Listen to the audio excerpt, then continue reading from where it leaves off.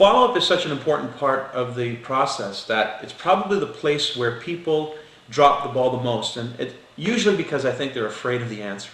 See, I was more interested in getting an answer sooner than later, because then I don't want to be held up. I wanted to find who wanted to play with me now rather than later. So for me, getting to hear the no's is just as important as getting to hear the yeses. The more no's, the more yeses. So for me, I consider getting paid as hearing no's. So I would follow up within 48 hours. I think that's critical. 48 hours is probably as far as you want to go. 72 is really on the outside, but within 48 hours, I'd want to know what their opinion was, what their perspective was, what their interest level was. And again, it's absolutely essential that you hear what it is that they're thinking or feeling. And that way you relieve yourself to either deal with them or to move on to the next person.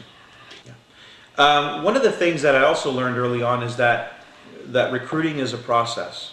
And in other words, we're really selling people on the idea of coming through the process. We're not selling them on Nikan, we're not selling them on the products, we're just selling them on the recruitment process, the process itself, if you will.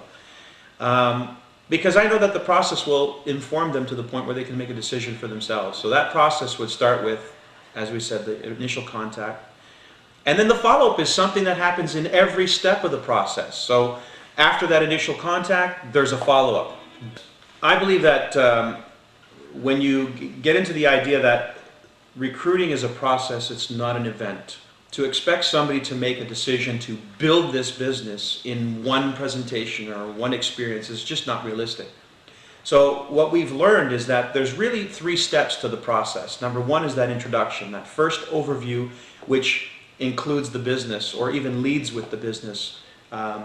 Second step of the process is evaluation of the product so that they get a full experience, something that lets them believe and understand that this is for real and it does affect them on a personal level. In between those 2 steps, whatever information that builds the credibility of the story, either the company, the products, the people, the network marketing industry, all of the above. Then the 3rd step of the process is an event of some sort. The bigger the event, the more impact the event will have. And on their belief system. Following event, of course, or in between, again, follow-up. Follow-up is not something that happens once. It happens every step of the process to ensure that they're moving to the next step of the process. And of course, follow-up is also something where you leverage an A. And I consider an A as anybody who is not you. Whether it's a videotape, an audio cassette, or CD, a DVD, a phone call with an upline or a crossline, or somebody that can add more credibility to the situation, or again another event. Anything that's not you that continues to encourage people to move in the direction of following through on the process. And the process will allow them to see whether this is for them or not. In fact, the last question you probably have to ask them, the only question you need to ask them is, what do you see doing next? What do you see yourself doing here? Is this for you? I'm not a real closer. I'm kind of a wimp when it comes to that, because I just think that the process does so much to reveal the information that by the time they're through the 2nd step of the process, you don't even have to go all the way to the 3rd or 4th step. By the way, there is technically speaking, the 4th step is getting started. So, and let's not forget that. That is a very important step. So I really think the process isn't over with somebody getting in the business. I think you're just getting started when they're getting in the business, because now we have to orient them around the business and what it is that it entails, and what their investment is, what their time investment is, their contacts, getting them to make the real big decision as to how they want to move forward in terms of building the business. What kind of business do they want to build? What's their understanding of what they've seen? So let me just add that that's the 4th step in the process, which is really the beginning of their journey into the business. Getting the order. Well, I like to ask today, differently than then. Today we can ask, you get the idea of the wellness home. You see the value in that. How would you like to start your wellness home? What products come to mind? So I want to get them started on the wellness home, first and foremost, because clearly they're not going to build a wellness business if they don't at least invest in the products. And so I want them to think of their investment in the products as an investment in their wellness home, so that they are setting an example for themselves and for their future business partners. And then I talk to them a little bit more about, let's talk about your expectations. What kind of expectations do you have in the business? What's the kind of income you want to earn? What's the time frame? Because in addition to your products for your wellness home, there are some products that the company has put together that is highly recommended as a business investment. Best way to go silver? Well, the only thing that you can control is your personal efforts.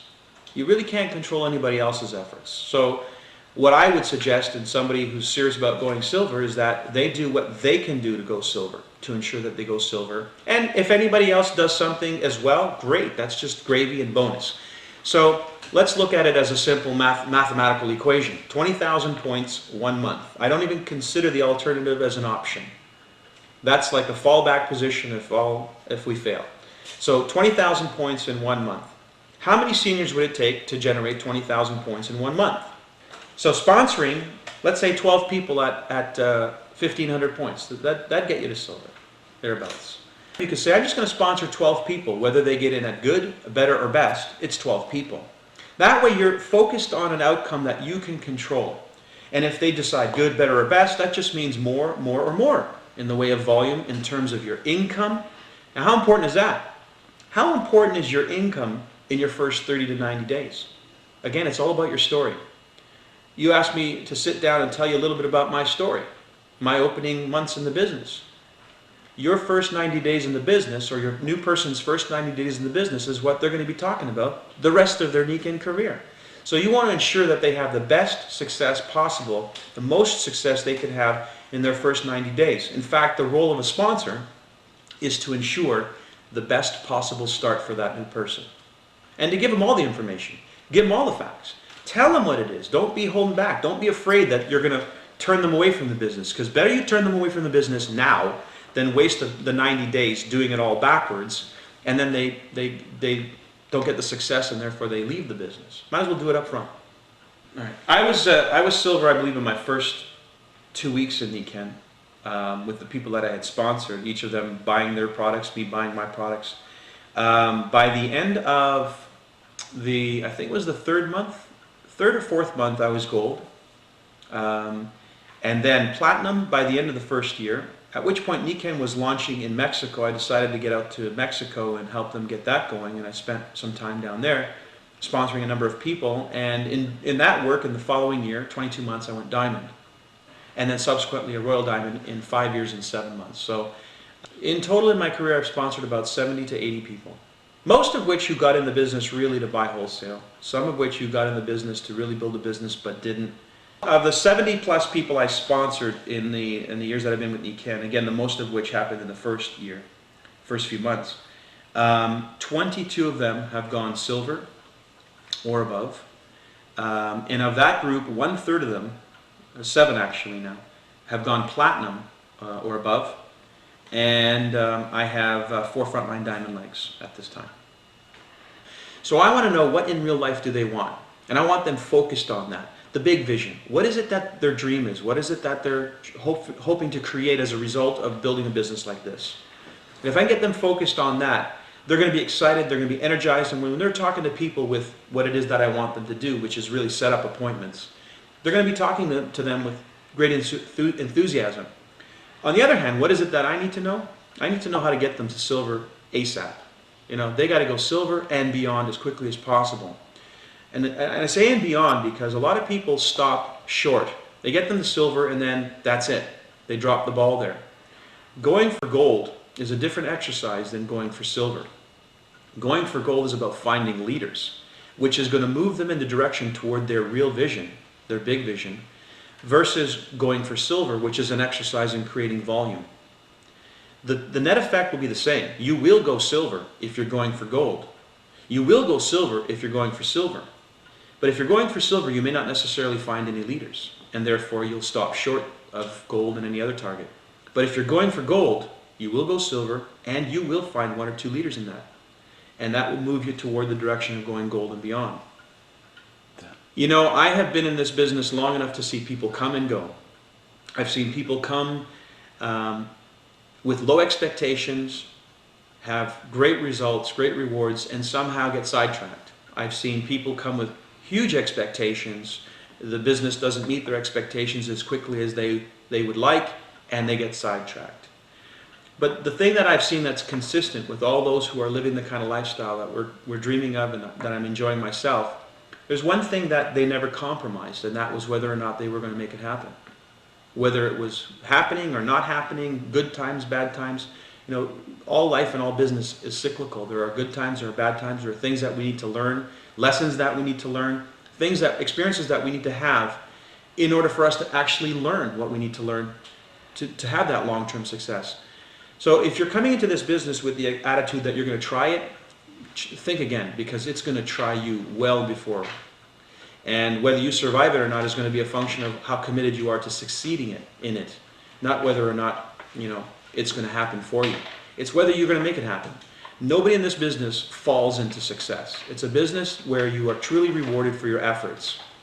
Again, the people who I've seen at the top of the heap in this business are motivated by two very simple things. Number one, they love to help people. And number two, they don't mind at all making money doing it. Really, the people who distinguish themselves as leaders are those who are involved in the organization of people. Meaning, those are the people who put on the events. You know, they're the ones who are at the hotel first setting up. They're the ones who write the check for the hotel when they're winding down. I mean, I did that. I did all those things for a long time. And so the leaders are the people who I see doing that activity. They're the ones who are responsible at a different level. They're looking at the organization. They're looking at, you know, the field of dreams. If you build it, they will come. They're the ones who step out and say, you know what, we're going to have this meeting. And if I'm the only one there sipping coffee, then that's the way it's going to be. I remember there were times when we'd have an executive lunch organized. And we'd have sandwiches and coffee and tea and all kinds of things, all kinds of great things, and expecting a good crowd. And in the end, we would have a very expensive lunch. And because there was only those of us who were actually organizing the event. And that happens. But those are the things that you have to be prepared for if you're going to win big in any business. You got to be prepared for those times and not look at them as the end. They're just one day of a series of days that there'll be better times. To be somebody who's contributed to the creation of one of the million homes that we call wellness homes, and the net effect of that, you know, the beneficiaries of a wellness home, the children who are growing up in a wellness home, what they may be preventing, may they never know, because of the work that we're doing today in setting in motion a whole new health paradigm, a whole new way of thinking about health and wellness, and how to create income and freedom. You know, we have the opportunity of a lifetime to be the forerunners in that. And of course, those of us who are the pioneers in the various areas where you're doing this work, because there's few of us out there and there's even less who know about us, then the pioneers are the ones who are going to get the great rewards. And so look at it from that standpoint. Understand that you're not normal, but then who wants to be?